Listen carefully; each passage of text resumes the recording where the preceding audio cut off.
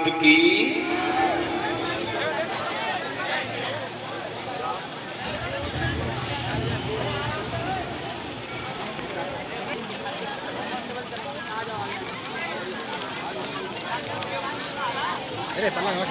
प्रेम से बोलिए भगवान बुद्ध की।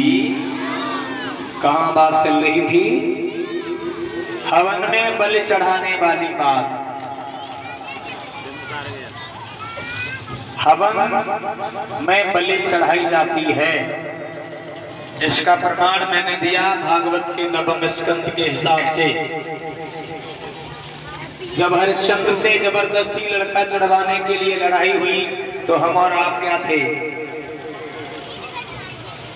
पशुओं के अलावा पुत्रों को भी हवन में चढ़ाने की प्रथा थी। अगर नहीं थी तो ये प्रसंग भागवत में कहां से आया? बोलिए भगवान बुद्ध की। तो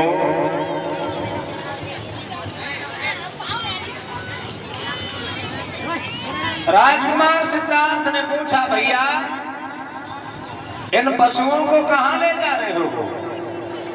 जवाब मिला, महाराज बिंबिसार ने बहुत विशाल यज्ञ किया है, जहां पर इन सभी पशुओं की बलि चढ़ाई जाएगी, और जब बलि चढ़ाई जाएगी तो राजा जो है उसकी यश कीर्ति पूरे संसार में विख्यात हो जाएगी, लोक विख्यात हो जाएगी। और राजा पवित्र हो जाएगा, राजा धर्माचार्य हो जाएगा।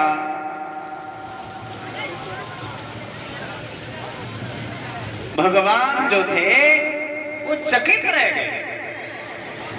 बोले, पशुओं को काटकर चढ़ा देने से किसी की यश कीर्ति कैसे फैल सकती है, और कोई आदमी पवित्र कैसे हो सकता है? हो सकता है क्या? अगर तुम्हारे ऊपर पाप मंडरा रहा है और तुम एक बकरा को हवन में चढ़ा दो तो तुम्हारे पाप खत्म हो जाएंगे कि पाप बढ़ जाएगा? बकरा काटना पाप है कि नहीं? ईमानदारी से बताना। कितने लोग मानते हैं? है ना? माफ करें भगत लोग, हमारी बुराई मत मानना।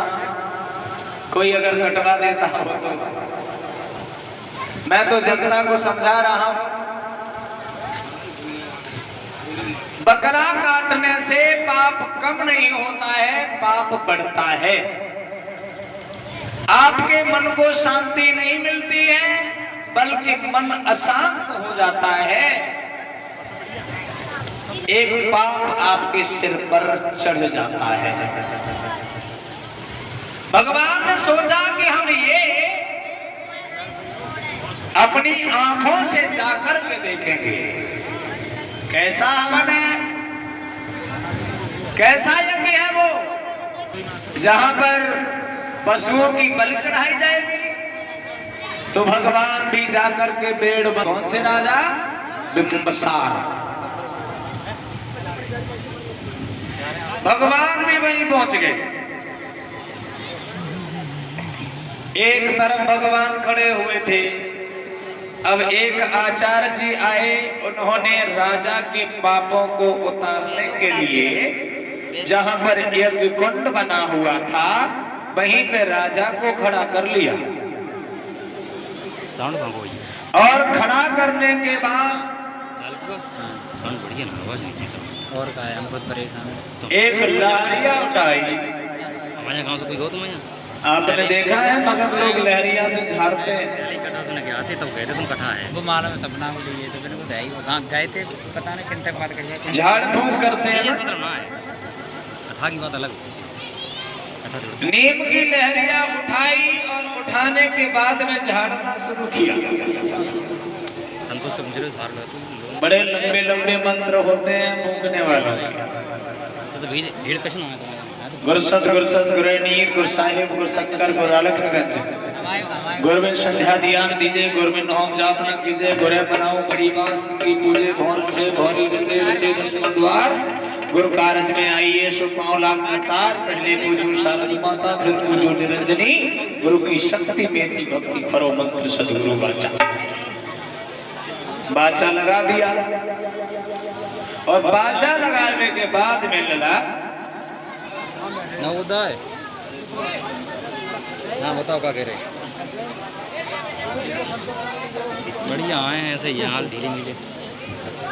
तेली की खोपड़ी चाट चाट के मैदानों पर चढ़ा मोहम्मद सुल्तान किसका बेटा? फातिमा का बेटा। सुअर खाए हलाल करे, पैदे पांव बजर की कील काटे तो माता के दूध को हलाल करे।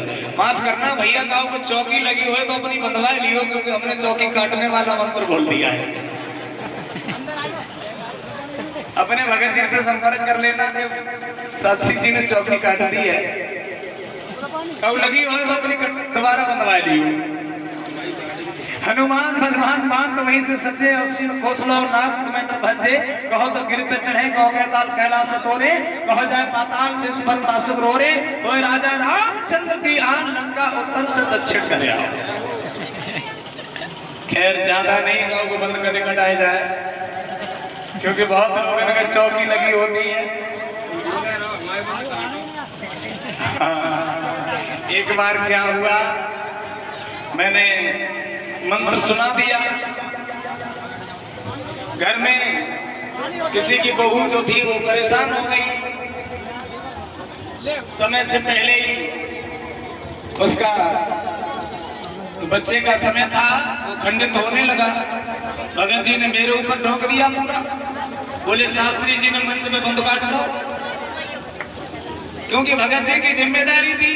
भगत जी ने 10,000 रुपया तय करे थे। बोले बताओ हमने चौकी लगाई, तो शास्त्री जी ने काट दी, अब जाओ नहीं के और सुना जाएगी कथा। कहां से बता रहे हैं भैया, अगर कहो कोई ऐसी बात हो तो अपने भगत जी से बात कर ले, जो फिर बाद में संध्या को कोई अभिषेक करे। बोली भगवान बुद्ध की।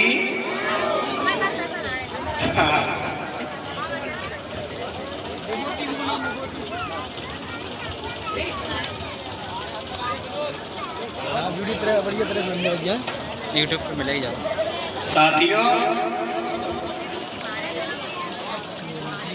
भगवान ये सोच रहे थे मैं अपनी आंखों से देखूंगा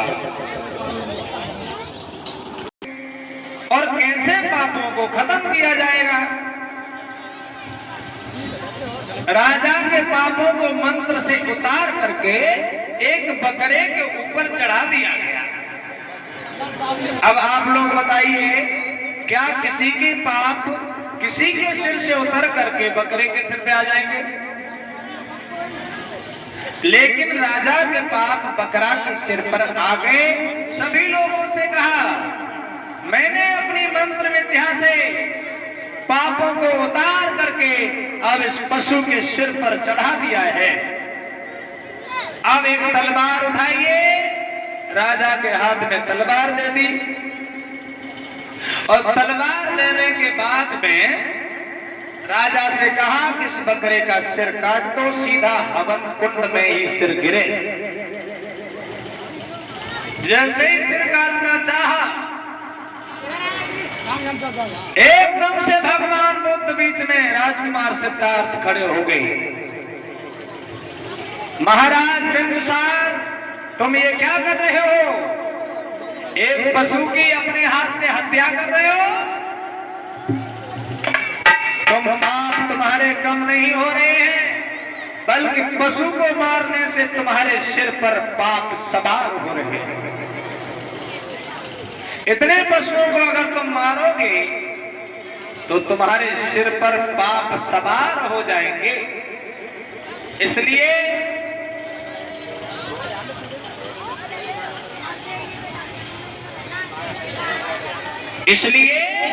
आप इन पशुओं को मत मारिए। ज्ञान महाराज बिंबिसार को बहुत अच्छा लगा।